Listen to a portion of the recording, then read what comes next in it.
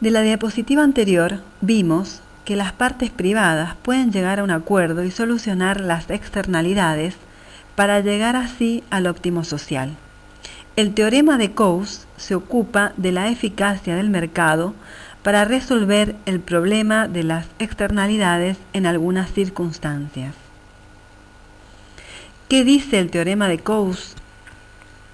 Que si las partes privadas pueden negociar sin ningún costo o con bajos costos sobre la asignación de los recursos, resuelven por sí mismas el problema de las externalidades y alcanzan un resultado eficiente.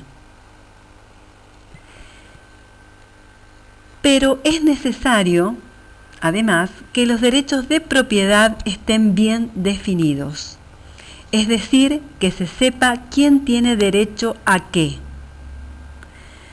Entonces, se va a tener claro la base de la negociación y cómo negociar. Veamos un ejemplo. Luis tiene un perro que ladra y molesta a María, que es su vecina. Saber quién tiene derecho es fundamental.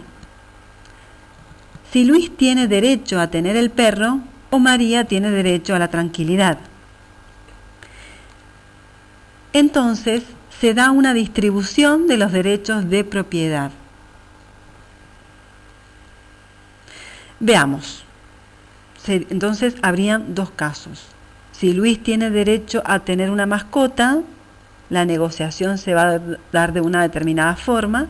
Y si María tiene derecho a la tranquilidad, la negociación va a tener otra base. Por ejemplo, si Luis tiene derecho a tener el perro, para llegar a un acuerdo hay que comparar los beneficios de Luis de tener el perro con los costos de María de soportarlo. Si los costos de María son mayores, ésta puede ofrecer pagar a Luis para deshacerse del perro, y esta sería una solución eficiente. Si los costos son menores, no hay arreglo posible. La solución es eficiente como está. No hay intercambio que mejore la situación. ¿Qué pasa si María tiene derecho a la tranquilidad?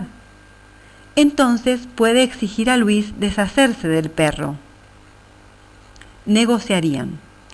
Luis puede ofrecerle a María pagarle por soportar los ruidos del perro, siempre y cuando el beneficio de Luis fuera mayor al costo de María. Entonces se alcanzaría con esta negociación un resultado eficiente. Si María tiene un costo mayor al beneficio de Luis, Luis no podrá pagarle a María para compensar la molestia y tiene que deshacerse del perro. Entonces este también es un resultado eficiente. Conclusión: cualquiera sea la distribución de los derechos de propiedad, es posible alcanzar un resultado eficiente.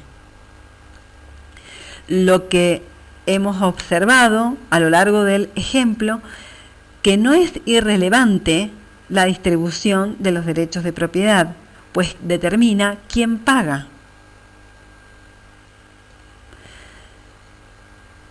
Se presenta una dificultad en las soluciones privadas, que es la existencia de costos de negociación, llamados costos de transacción. Estos son los costos en los que incurren las partes en el proceso de llegar a un acuerdo y velar por su cumplimiento.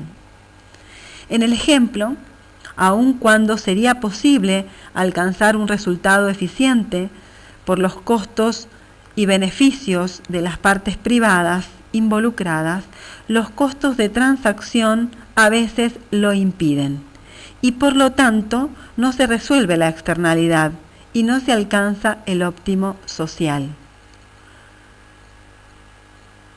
Si los costos de pagar abogado y hacer cumplir el contrato entre Luis y María son muy altos, En definitiva, no se va a llegar nunca a un acuerdo por estos costos de transacción y por lo tanto no se va a llegar a un acuerdo, a un resultado eficiente desde el punto de vista social. Lo mismo pasaría en el caso de que el número de las partes intervinientes fuera muy elevado, entonces es difícil llegar a un acuerdo.